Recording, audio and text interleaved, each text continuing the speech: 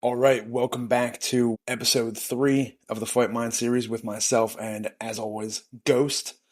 Today, we'll be talking about wall wrestling in MMA. It's a very simple but complicated topic, one that often gets misunderstood, misrepresented, and altogether derided in a way that I don't think is necessarily fair, especially considering where we're at right now with last weekend's main event, despite the fact that I did not enjoy it because I thought it was ineffective wall wrestling, but we'll get into that. Ghost, welcome again. Yeah, thanks for having me. Yeah, excited to be here. So, All right. wall wrestling. It's fun stuff. Everyone loves it, right?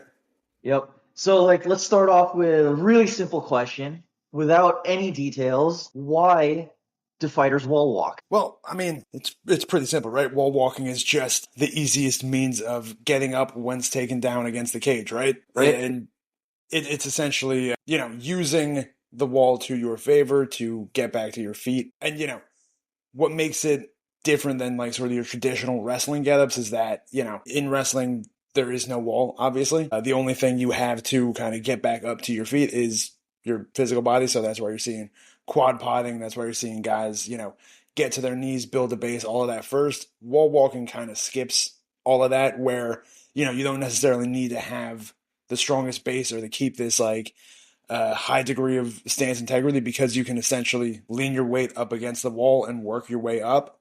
Yeah, do you have any notes? Yeah, so the wall, like you said, allows the fighter to get up without and to add to what you're saying is without giving up their back. I mean, this might seem simple, but being able to get up after being taken down is probably one of the most important strategies in any form of grappling. In jiu-jitsu, you have the threat of standing back up to your feet, which sets up both sweeps and submissions. And the threat of standing up often forces the opponent to either commit to keeping you down, which means they'll either pressure into you, and that'll give you opportunities to sweep or submit them. In MMA, standing up is the ultimate priority because there's only 5 minutes each round, and every second you're on the bottom, you're losing. And that's what the wall is for. It's a good way to stand up really quickly and not give up your back. And at almost any level, when you get taken down in MMA, the right thing to do is to wall walk. And there's obviously a few exceptions to not wall walk, but I think that's opponent specific. Yeah, and to that point, that's why you'll see a lot of, especially the American top team guys, for example, Dustin Poirier, like when they're taken down in open space, you'll see if they have to, they'll put both hands on the mat to start scooting their hips back to get to the cage to then start building up. Yeah, exactly. And with Dustin, you can see it like when he's fighting against Khabib, the wall walk is not effective for him. But when he's fighting against Michael Chandler, who wants to stay in close guard the entire time, he can get up really quickly because of the wall walk. Yep, exactly. So that I think that as well kind of speaks to the dynamic you had alluded to earlier in that like it's opponent specific when you want to be wall walking, and that's something that you kind of have to learn through tape study, through basic analysis. Like, okay, this is the kind of guy who's gonna be looking for all of his wrist rides, looking for all of his leg rides, doing all those things to capitalize on you trying to get yourself to the cage. But on a most basic fundamental level, like the wall walk is going to be your friend more times than not. I think it's fair to say. I think it's fair to say both in the offensive way and the defensive way. Yeah, exactly. To the offensive end of it, to the earlier point, there is no wall in wrestling, so it's a little bit, that's why technique and fundamentals matter so much more, and that's why, if you ever watch an NCAA wrestling match, very rarely are guys getting the finish on their first shot because the level is so much higher that guys know how to defend everything, so it's a matter of doing steps A through X to get to, your better finishing position and kind of getting out ahead of guys, whereas the wall kind of negates that. You can't necessarily sprawl in quite the same way. You only have a few options defensively. Whereas, if you're the guy on offense, you can keep going from double to single to double and then trips and whatnot. Yeah, and I think it's important to note that wall walking and the wall, like understanding the dynamics of the wall, is pretty fundamental to any MMA skill set. Like if you're trying to start out with MMA, I think understanding wall walking, understanding how the wall gets your takedowns, understanding how to get up with the wall, I think that's like the one of the first things you should learn when you're starting MMA.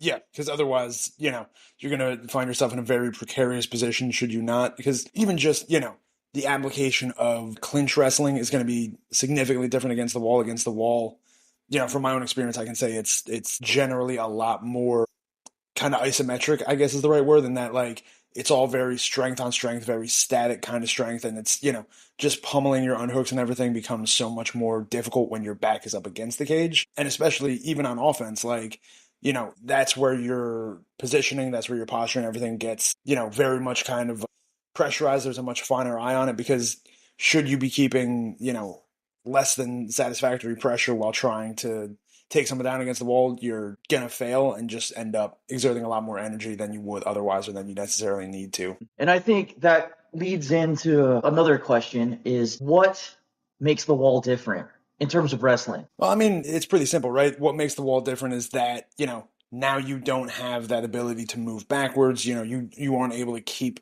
a strong stance in the same way. Like you have to be squared, so that's why you're seeing, the sprawl against the wall isn't the sprawl as we know it. It's not, throwing your legs back, hips down, and, being able to pop a grip necessarily. It's more or less just kind of basing out, spreading your legs and, either doing what you can to get an underhook, doing what you can to break whatever grip they might have. And then that's where it's getting all this kind of, again, isometric. I'm not sure if it is the right word, but, where you have to find your overhook, dig your underhook, and just start pulling them back up should they be, down on a double or whatever. And it's, it's a little bit easier for them, for the offensive wrestler to get their hands locked. Obviously then you have, that force at your back that's coming in contact with the force that they're putting into you. So, if I'm shooting a double on you against the cage, I'm digging my shoulder and I'm keeping strong head posture, head positioning. It's a lot easier for me to then just lock my hands, scoop out your legs, rather than, if we're in open space, you can actually efficiently, effectively sprawl on me. Now I have this sort of force acting in my favor, and, there's a boundary. There's a certain spot where you cannot go beyond, right? Right. Yeah, and to add, defensively, like you said, there's no space to sprawl, right? And then offensively, I think to deviate to what you were saying earlier is the guy attempting the takedown, he doesn't necessarily need the best posture to drive somebody to the wall, right? A lot of Yeah, MMA fighters, they shoot bent at the hips, which obviously we know is not good. But if the cage position is correct and they're near the wall, in the end, it only matters if they can get their opponent near the fence. In fact, when they do get you there, they can actually start recycling positions and then re-wrestle. So I think that's the advantage you have as an offensive cage wrestler. When you have the opponent's back near the cage, you can keep recycling positions, like you can keep moving to the body lock, you can chain to single legs, go back to the body lock. Whereas in open space, if somebody bends at the hips, they can get snapped down or sprawled on because they have the space to do that, right? exactly. And I think to your point, like, while it's obviously better to have strong posture, especially, in any kind of wrestling games, you can get away with things being the guy, pushing someone back. Sort of similarly to in striking, like, you can get away with a little bit more as the one on the front foot. The closer and closer you get to the cage, your margin for error is a little bit more exaggerated as opposed to theirs, if that makes sense. So margin for error, like against the wall, I think there's a lot of margin. There's a lot of margin for error, like even for both defensively and offensively. Defensively, I think you need to be very precise at what you're doing. Like you need to be able to have your split squat ready. You have to be able to control their head when they're against the wall. You got to understand how you're creating space with your hips. And that's not, I mean, that's something you have to take into account in open space. But in open space, you can be a lot more explosive with your movements than you are with the wall, right? I think the wall, in my opinion, slows everything down, right? Yeah, oh, definitely. And also it creates this kind of inherent dynamic where, as the guy who's, defending against the wall, you have to be a little bit more precise. You have to be a little bit more aware. Because to your earlier point, like as the offensive wrestler against the cage, you have a lot more maneuverability. You can switch from your, cage double to your high crotch. to your inside trip, outside trip, you can cycle through a lot of positions, and, you'll see guys who will work the same 2, 3 shots, or, 2, 3 different takedown entries again and again until one works against the cage. Whereas in open space, you can't necessarily do that. Like, guys are going to sprawl, they're going to defend in whichever way they need to, and they're going to break away. Against the cage, it becomes significantly more difficult to break away. And I think that's, to get to, I think, a solid starting point in terms of like conceptualizing wall wrestling. We can talk about a couple of main principles that I think are super important. And, to your earlier point, while you can get away with having worse posture as the offensive wrestler against the cage, one of the more important things, in my opinion, in actually getting, highly, what's the word? Sustainable wrestling offense against the cage, you need good posture, right? So that includes your head positioning. And obviously, in my opinion, head positioning is sort of everything in wall wrestling, because otherwise you're sacrificing your posture, making it easier for them to post and frame and do everything they need to.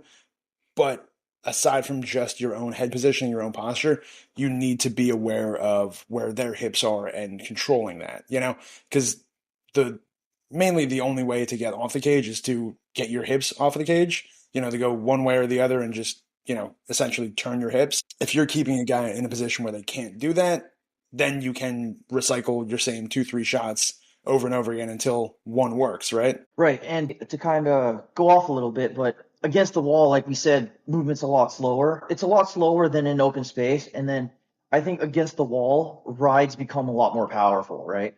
In open space, for the bottom guy at least, uh, it's you're trying to retain guard and you're trying to prevent front headlock work and back takes, right?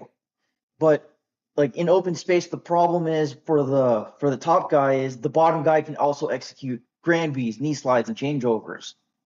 So rides, since movement's a lot slower against the fence, rides become more powerful. Yeah, definitely. And that's, one of my big things is riding, traditional folk style inspired riding in MMA against the cage. That's because it's a lot of work to be clearing those grips, to be, doing the things you need to get back to your feet. And in the same vein, you're kind of playing into a lot of their mat returns and all that. So it's sort of the basis of what I call like the spin cycle in MMA is, get guys down, ride the wrist, ride the leg, work your cradle if you have a good cradle. I think cradles are underutilized and can be vastly beneficial to a lot of wall wrestling. And also it creates this additional layer of the dynamic where the bottom guy, is going to be working a little bit harder to try and get back up again and again and having to exert a little bit more energy each time. And I think that really supplements the aims of like your traditional kind of control pace wrestler, right? Yeah. And I think you'll agree with this one, right, Jesse? Clearing rides in open space is actually a lot easier than it is along the fence.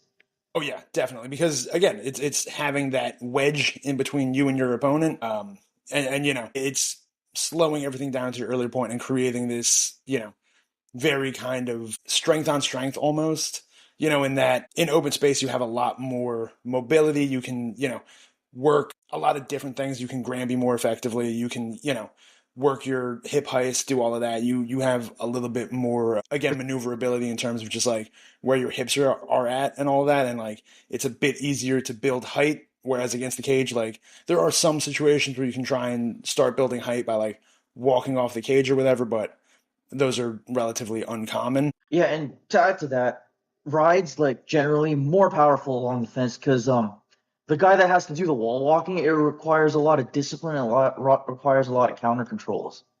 Because like I think the offensive guy can really create and like get their initiative where they can establish a lot of threats, and then it can be like it can be like a snowball effect for them, right? Where they're building on like they could get their hook in, they can start threatening with a choke, but not like a full not like a full two hooks in choke, but they can Yeah, they can get their initiative rolling, and it can become like a snowball effect for them. exactly. Because and how often do you see it where the guy who's on the offensive is throwing up chokes and different controls again and again, and each time the opponent's defending, but each time it's getting a little bit closer. I think that's kind of you know the benefit of wall wrestling in a nutshell is that, it's loaded in the offensive wrestler's favor a lot more so than it is the defensive wrestler, and that, there's a little bit more of like a, to go back to the analogy I used last week, like a pressure cooker, right? The mistakes you make are going to be so much more magnified than the mistakes that they might make against the cage. And, their margins are going to be a lot wider than yours, as the defensive guy up against the cage. Your margins are going to be very, very small. You have to be very disciplined in not making a lot of those mistakes that, are very common and are very affordable in open space, if that makes sense. Yeah. And I think shifting gears a little bit, I think an important thing to discuss is how do we actually watch wall wrestling and what do we look for? So that is, it's a very good point because, to kind of, what we said at the top is like, obviously the UFC 313 was not the most compelling case of wall wrestling. I think it's fair to say it wasn't the most exciting, but it was still, a pretty solid performance from Ankalaev. And it was, touching on a lot of these things in terms of like the posture, the positioning, all of that. But I think for me, one of the things I look for when I'm looking at wall wrestling is the interplay of, base, balance, and dynamics. So to elaborate on it, it's like one of the most important things, in my opinion, in any, conventional wall wrestling application is going to be how you're attacking somebody's weight and their balance. So one of the things that I learned very early on, actually from Gary Tonin, was, just that simple interplay of, if you get their weight going forward, now you can take them backwards. Very fundamental wrestling stuff, but against the cage, it's a little bit different. So you'll see, guys like, we'll say Islam, for example, once they get the back body lock, they start trying to dump guys over to the side. If they're, keeping their weight forward so that it's a little bit harder to do that, well, then you can just turn back in and, even get your double your ankle and finish backwards now that you have their weights going forwards. So that's something that I really like to look for in wall wrestling when I'm watching MMA is like, is this guy just insistent on getting this double that the other guy's defending with everything he's got and, we're stalling out doing nothing? Or is this guy using the double to set up, an ankle pick or whatever you have it, Yeah. That idea of base, I think, is really important, like in film watching, or at least in fighting, at least. Because base, if you guys don't know, the Gracies made this four principles thing where it's base, posture, connection, and pressure. And the way they define base is how your feet are connected to the ground. So base can affect a lot of the things you do, but I think, like you said, it's really important in wall wrestling because the offensive guy can control where your base is going, right?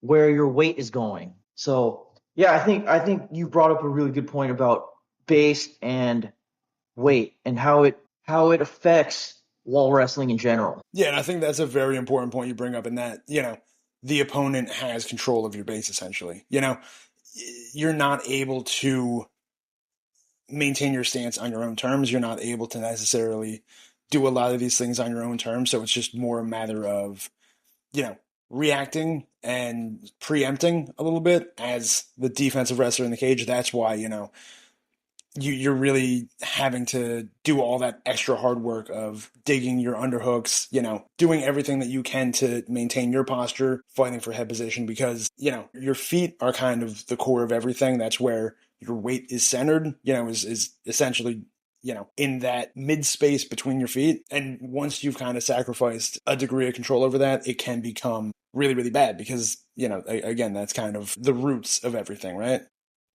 And like I actually watch cage wrestling a different way because I often ask myself two simple questions when watching fence wrestling: who's controlling the fence side space, and when that fence side space is controlled, is the offensive man able to get their near side hook in? So maybe a little too deep in the weeds. Yeah, I like that a lot. Would you be able to elaborate on that at all? Because that's something that sounds very intriguing. Yeah, so controlling the fence side space, because like you often see this like against, or you often see Habib do this, right? He's often trying to get that where the opponent's fence side knee is. He tries to control that before he actually gets his hook in, right? And by controlling the fence side space, the guy has to move in a way where they have to get their back to the fence, because that's the ultimate goal of the defensive guy, right? they need to get their back to the fence. Yep, exactly. So that's going to be how you're kind of breaking away or beginning your wall walk essentially is, getting, again, getting that, element behind your back so it can't be your opponent necessarily. And so that's sort of, the bare bones kind of initiative of all of that cross body riding, all of that. Right. And I think that's where a lot of people, I don't think a lot of people actually watch that battle where who is controlling the fence side space? How quickly is the defensive guy getting their near side hip to the fence? Because I think that's one of the most important things of wall walking, right? If you can get your near side hip to the fence, you can get up. Like Yep. even no matter how good the offensive wall wrestler is, you can get up from that. And I think that's what the AKA boys do a really good job of. They try to control that fence side hip first before getting their hook in. And I think that battle, it might not be the most exciting thing, but that determines a lot of who's getting up and whether you're staying down. Exactly. And actually to the point that you had raised in the first episode of the series, it might not seem like the most exciting thing, but to the Fanyo quote that you brought up, everything becomes a lot more exciting the more you understand it, right? So if you understand the importance of those, fence side battles of like, clearing that hip, clearing that, if they're looking to wrist right on that side, once you can kind of get more finely tuned in on just how important that little engagement is towards the direction of the fight moving forwards and how that can set up, any possible finish, how that is sort of the meat grinder area for a lot of these, really strong wall wrestlers, it will inherently become more exciting. Like once the stakes are raised and you're understanding what you're looking at, it becomes a lot less, okay, they're just hugging against the cage, right? Right. And yeah, I think understanding that battle, yeah, like you said, it can make watch fence wrestling more exciting per se. And I did make an animation of this. When you don't have control of the fence side space, and then you put your hook in, you can actually get scraped off the wall. Yep. And that's what you used to see guys doing a lot, just even, 5, 6 years ago is like, especially back when the meta was more just kind of jumping on a back, you know, getting both hooks in, getting the body triangle and trying to, stay on while they're getting up. How often we see guys getting up, getting a shoulder to the fence, getting a hip to the fence, and slowly scraping the guy off. That was kind of where, a lot of the crux of fights were back in like 2016, 2017, whenever, before, the impetus moved towards very strong wall wrestling. Yeah, and I think another way, like to tie this into analysis and scouting, one of the things that I look for is if you do have your hip to the fence, are you now giving up the near side hook quickly? Because I know there's a lot of people that they get their hip to the fence, but they actually give up the near side hook really fast, which again, not great. Yeah, but not a Yeah, death but sentence either. yeah, not a death sentence either. So I think that those two battles is something that I look for when looking at. I know it's more of like a positional thing more than it is like an overall conceptual thing. But that's what I look for when I'm looking at fence wrestling. Yeah, so I actually have a very specific example of a time when I was wrong in that. You know, the Robert Whittaker Hamzat Chimaev fight just a few months ago. I remember I came in feeling relatively confident in Rob's chances to survive that, crossbody ride that Chimaev has made a career off of. Because if you go back and watch Whittaker's fights with Romero, I forget if it was one or two, but there was a few points where he was taken down along the cage, and each time is, really prioritizing getting that hip to the fence and getting up onto one leg. So keeping that, knee elbow connection so that it's really hard to get that far side hook in up against the cage. And I thought that would be something that might have paid dividends for him over time, considering, that's sort of Hamzat's big thing. But obviously, we saw how that worked out. But that is actually a very different application, a very important thing in wall wrestling that I don't think we've touched on. And that's, as the top man, you want to be kind of keeping guys' weight on their hands. If you're constantly kind of pressuring in, driving in, and not necessarily going to these directly, writhing looks, these direct grappling looks, if you're keeping them looking to maintain their base and the integrity of their, weight and balance, they're going to be, posting on their hands. And that's where Chimaev in that fight was able to find that, disgusting little face crank. Right, and I think that ties into the next question perfectly because, like you said, putting people's weights on their hand, and that's a form of initiative, right? So, how exactly do we determine initiative along the fence? So that's actually a really interesting question because, reducing it down, the initiative against the fence is always going to be, super binary. Who's the one attacking? Who's the one defending? Who's, pursuing the takedown, pursuing, whatever, dominant position they're looking for, be it like side control, be it, the back is going to be the big one. But, that's a very kind of reductive way of looking at it, right? Yeah. So for me, it's like the offensive guy, they ultimately want the locked hands double, right? When you're wall wrestling, if you can get the locked hands double, it's almost always over for you, right? And then for the defensive guy, they want to separate the opponent's hand to make space. Like, I mean, that's pretty basic, but for me, that's how initiative is determined along the fence, for me at least. Yeah, it's kind of very binary in that, the wall almost reduces things down to a level of very basic application.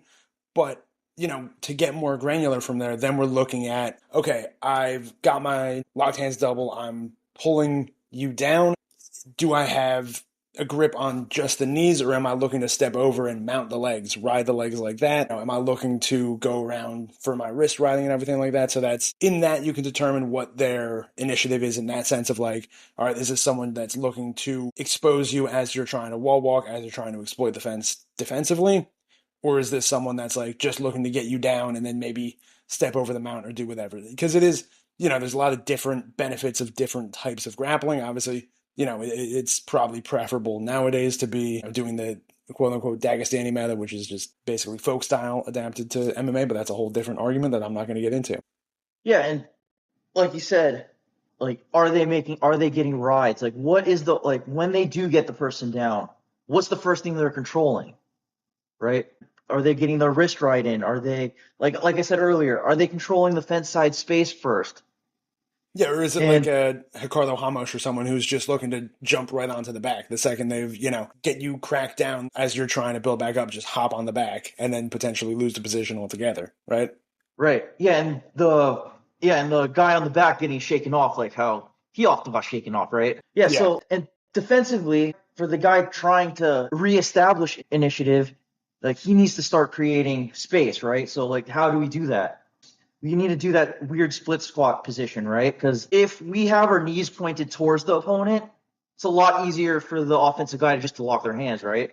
yeah, exactly. But You're feeding into their grips and everything like that. exactly. And then but if they're pointed away from the opponents and you're in a split squat position, it creates a lot of distance so the offensive guy can't lock their hands.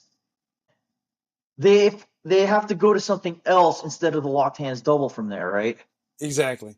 And I think another thing worth noting in terms of initiative against the cage is like, are you, when you're watching someone, are they kind of just conceding position and waiting for the offensive wrestler to make some kind of mistake? Or like, are they looking for that one chance where, their grip breaks and they can catch a wrist? Or are they actively, digging their underhooks? Are they actively trying to break grips? There's a bit of a dynamic at play there that you'll see sometimes where guys just go, okay, well, I'm stuck against the cage now.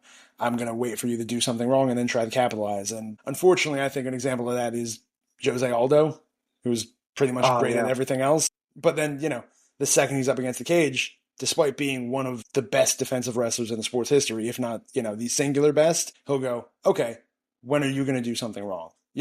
Sometimes he'll go to his little collar tie drag. Sometimes he'll go for, his switch or whatever. But more often than not, it's kind of just, all right, I'm fine here. I'm not in any danger. When is my chance to really capitalize on your mistake?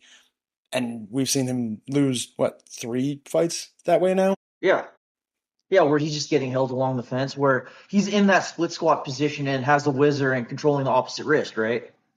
Yeah, so he's doing all of the right things, but not doing anything to really take back the initiative, right? Right. And a contrast to that would be Leon Edwards. I mean, I know the analyst community is kind of split on Leon Edwards, but along the fence, he is often trying to regain the initiative, right? He's using a lot of like especially in Kamaru Usman, Leon Edwards too. Like even though people said that Usman was dominating that fight, along the fence, Leon was doing a lot of clinch counter controls where he's constantly feeding the wrist, changing position, using his head post, building height. Like some guy, he's always doing these little adjustments to get off the fence. Like Yeah, unlike and Jose Aldo, who he's got the position along the fence, but he just won't move. exactly. It's a very different application of initiative in that Aldo's like, okay, I know I'm safe here. I can do what I know I need to do when I have the opportunity to do it. Whereas Leon is always like, okay, how do I negate you from really getting to these strong control positions in the first place? So he's going, clamping down on that overhook, going to that inside thigh pry, always digging his head position, always trying to get control of a wrist, really negating a lot of, your controls before you can necessarily get to them, if that makes sense. Yeah, and like he's always moving, right? Like that I think that's the thing. Like even though it's slow and methodical, he's always changing positions, right? Along the Yeah. fence. Yeah, and it's always giving a little bit of something. So, just clamping down on the overhook and getting that head positioning might not be enough to get out of there, but it's giving them enough that, they have to address it in order to continue advancing as the offensive wrestler. And that's then giving you more opportunities to, find a wrist, find a collar tie, and, work your way out. Right. With Leon, we all know that his ultimate goal is to get up. And I think that's what's good about the wall is it's a platform to build height. Yeah, and that isn't just simply, posting on your hands and trying to lift yourself up. How often do we see guys Granbying or doing whatever or hip heisting, whichever way to get their hips high, to get that height and to be able to, thereby take control of a specific entanglement engagement, what have you. Yeah. So shifting gears, I think we should start talking about the misconceptions along the wall. Because one of the misconceptions that the UFC commentary often tells everyone about the wall is that it's just about digging underhooks when you're pushed against the fence, right? It's always you hear Dominic Cruz and DC and Michael Bisping say, "Oh, you just need to dig an underhook." Yeah, But which something they don't, yeah, yeah, go ahead. no, I was gonna say even that is not that simple and it's not that easy. But it's also one underhook is not going to be the end all be all of a wrestling situation ever. Right, right. And something they don't mention in broadcast is the idea of making space.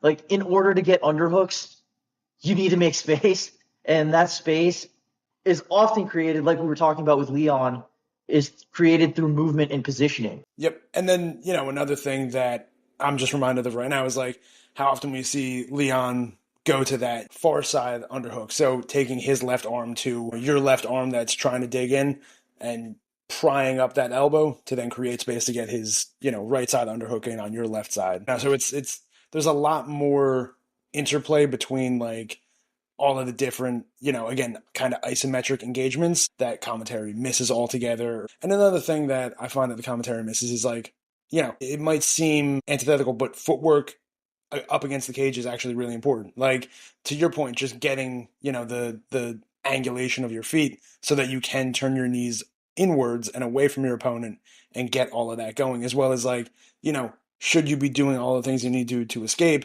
you're going to need decent footwork to just maintain your base, maintain your stance, and actually circle out the way you need to.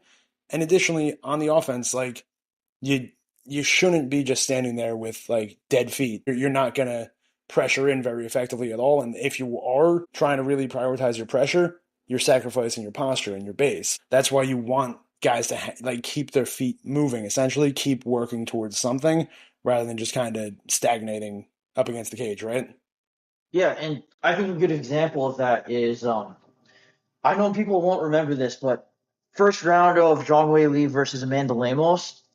Amanda Lemos has her fence side hip to the fence, and then she's preventing the near side hook. And Wei Li's at the back with a body lock, but instead of just staying there, she turns around and goes for the front headlock.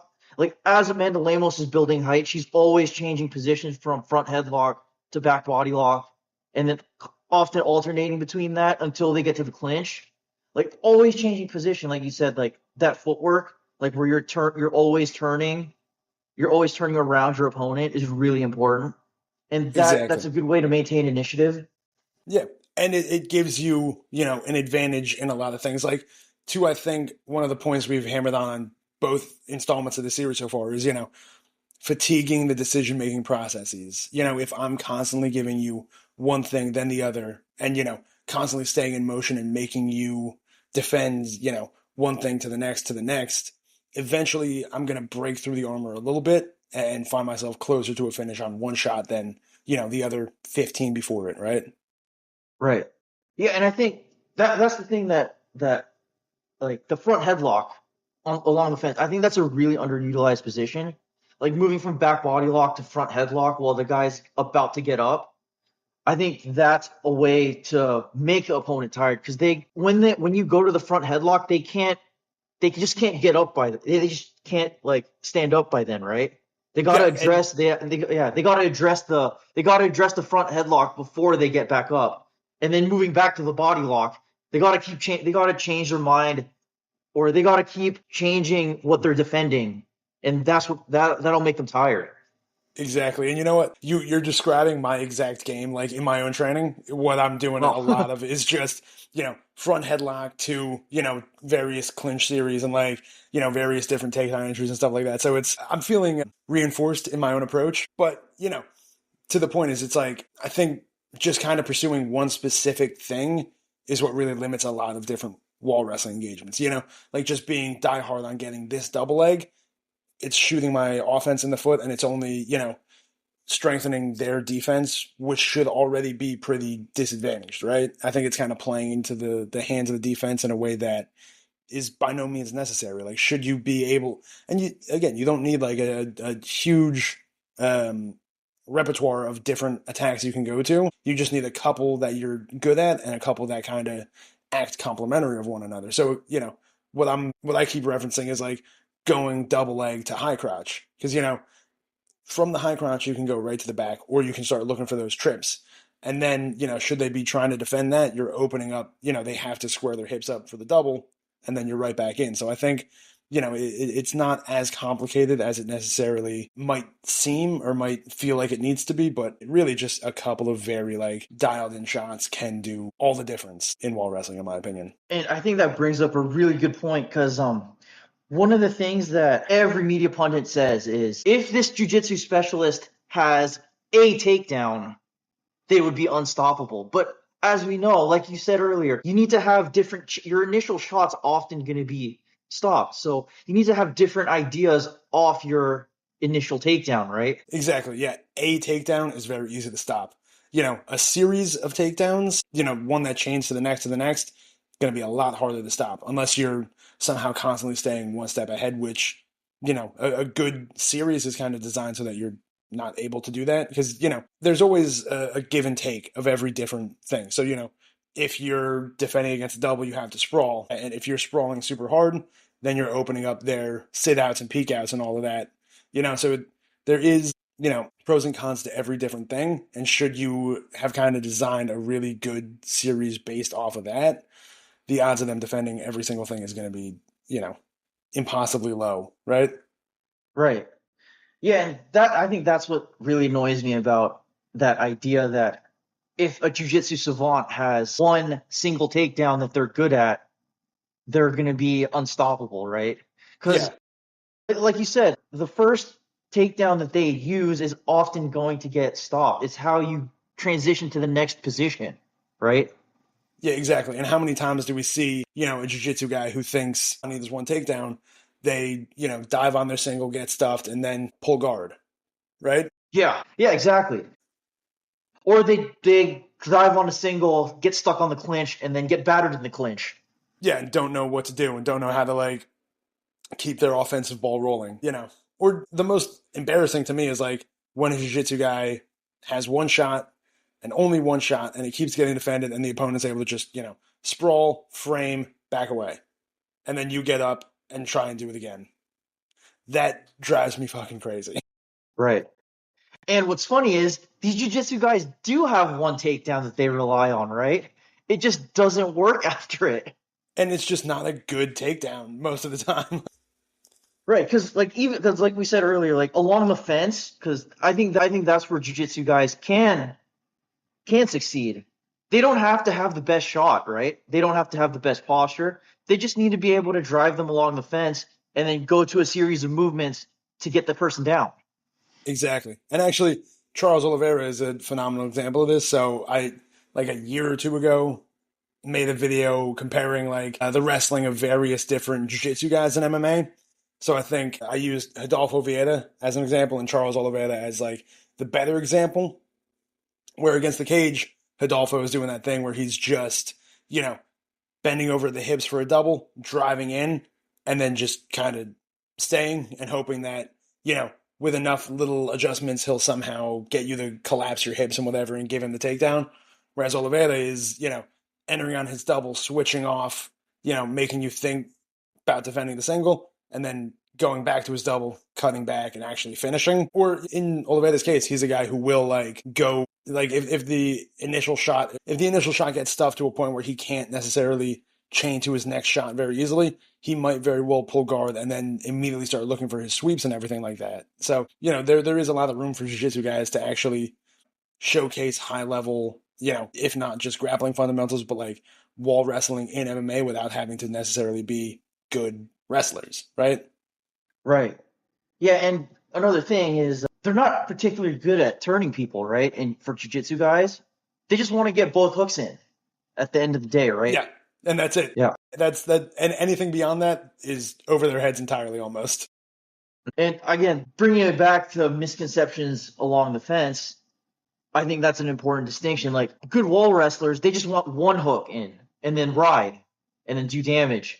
And then until the person gets up, they're back in the clinch. Like they can either bring the person back down or they can strike along. Or something we rarely see is after they get back up, are you striking along the fence with clinch work? And that's, to kind of play like crystal ball, whatever. That's my projection for the next, we'll call it 5 years of MMA, is like I think transitional offense is going to be kind of the next big thing of like, to your point, all of the wall wrestling, all of the riding, all of that. And as guys are getting up, start working your clinch offense, start, throwing some shots, elbows, knees, and then even separating, throwing hooks in the pocket and then diving back in on takedowns, coming back into the clinch, again, just doing all of these different things, attacking all of these different layers so that, eventually one opening is going to separate a little bit further from the rest. And like you said, hip separation, right?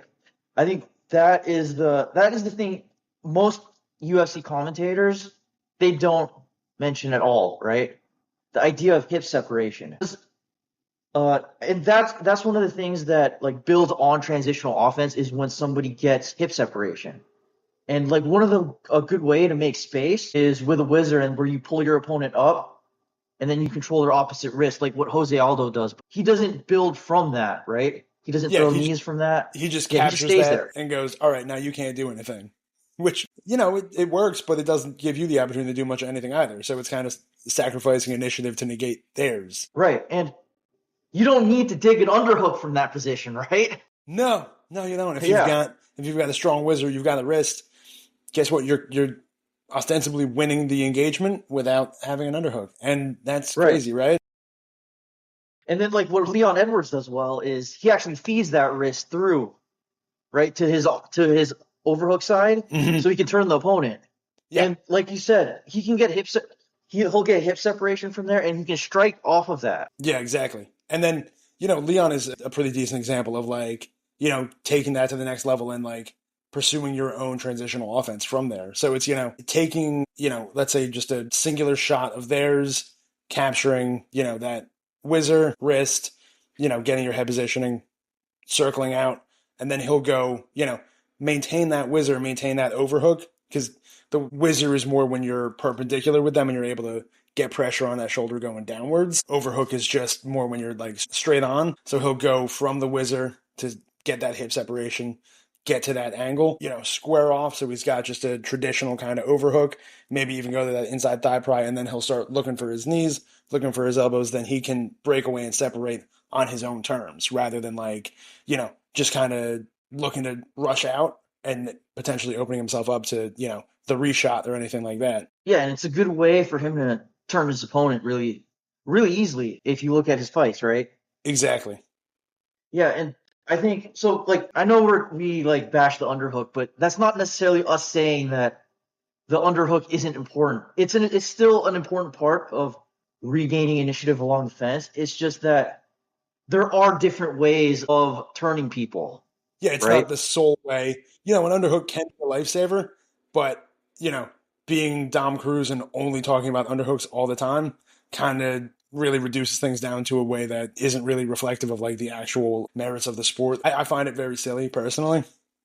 Yeah, and like that, like even when you do get the underhook, like that's not the be all, right? You still gotta be able to turn them towards that side, Yeah, right? exactly. And if you can't, then great. You got a really kind of shallow, shitty underhook.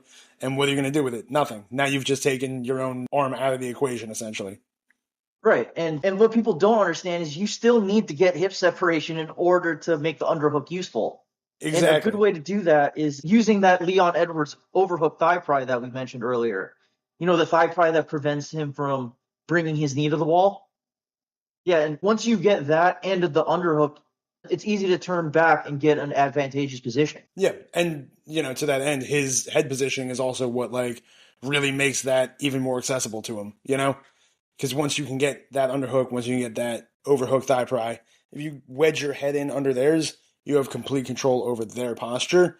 And then all you have to do is just kind of drive a little bit, and you've essentially turned them against the cage. Yeah, which gives you great opportunities to strike in transition, right?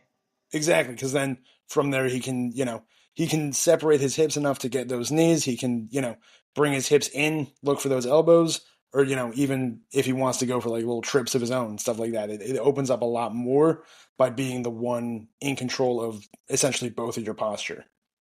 Right. And I think that's a good segue because striking in transition along the fence is like one of the least like focused on aspects of MMA, right? Definitely. Like Miguel Class just put up a clip of wall and mall, as he called it, right? Oh, yeah, with Chidi and Jaquani, right?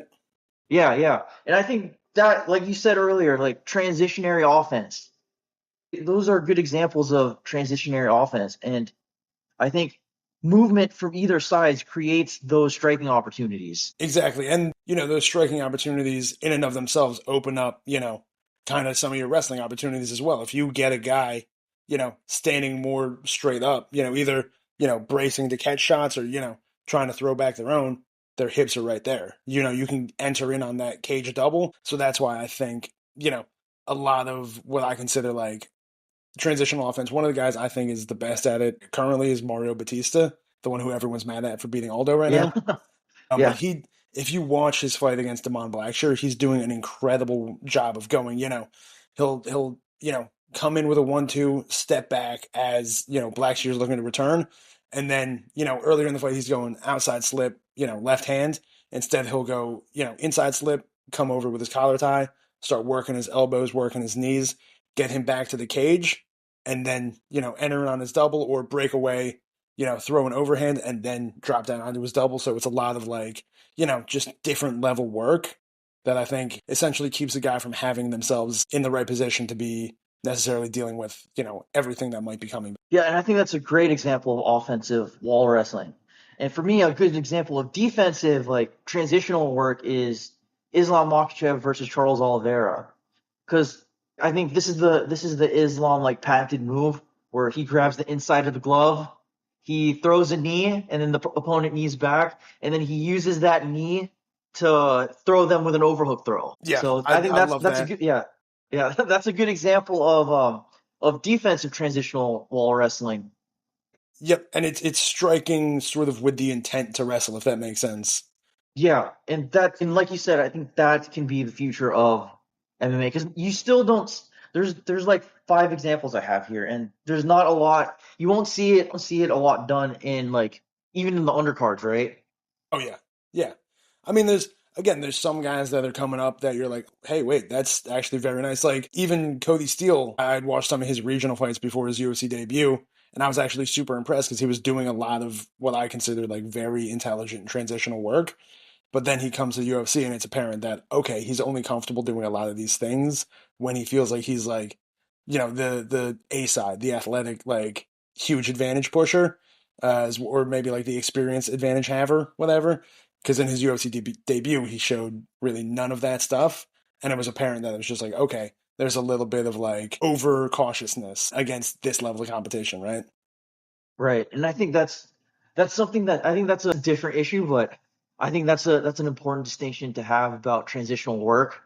Like sometimes like if you're a really good transition fighter, you're gonna lose a lot of like the basic work, right?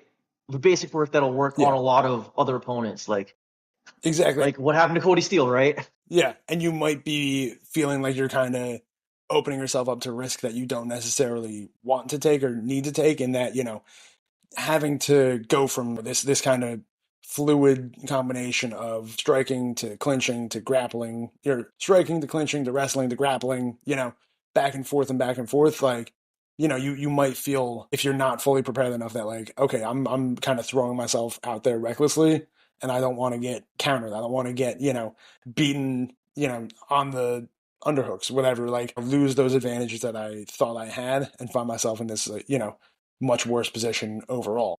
Right. And yeah, that I think that brings up another problem with transitional fighters. Like they need to have a balance between their entries and their transitional work, right? Or Exactly. that connective tissue if we're talking about in terms of what Miguel and Dan Albert were talking about, Yeah, no, I think right? that's a great segue right there because it is very much that cohesive connective tissue of everything. And to your point, it's like if you're overcommitting one way or the other, essentially that tissue is kind of disintegrating. It's no longer holding everything together, right? It's all predicated on a bit of a balance, and that balance is built off of what you're getting back. So it's very kind of situational, temperamental. Like you have to be aware of the skills that your opponent possesses. The processes that they're going for, their own initiatives, and all of that stuff, and kind of be tampering with your transitional offense, with your initiative and everything in response to that to a certain degree, if that makes sense. Yeah, and to tie that in, like a good example of good transitional work with good game planning is Josh Barnett versus Roy Nelson, right? He fought most of that fight southpaw just because he knew Roy Nelson had a really big overhand right.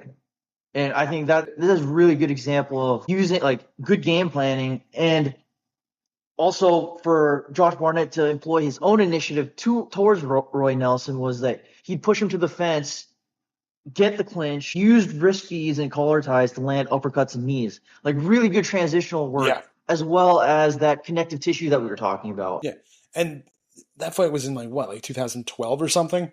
Like, Right. And we still haven't seen yeah, anything like that. yeah. So that's the thing is like the principles, the ideas aren't really changing all that rapidly. It's just a matter of are guys actually taking the time to kind of apply them. Like it's kind of crazy to me that looking at some of the best clinch striking in MMA is still Josh Barnett from 15 years ago now, right? Right. And unfortunately also John Jones versus Glover Teixeira. Yeah, yeah. But we pretend that didn't happen. Yeah. But it is still is a good example of like really good clinch fighting. Yeah, and I think Unfortunately. yeah, just I hate to have to give Jones props, despite Yeah. he is. I hate to admit it, but Jones at his prime was a very very good fighter. Still a piece of Yeah. shit, but a very good fighter. But Yeah. that brings us to about an hour. Do you think we're ready to call it? I think we're ready to call it because yeah, we Perfect. we went in deep on that. Yeah, we got a little bit too dorky.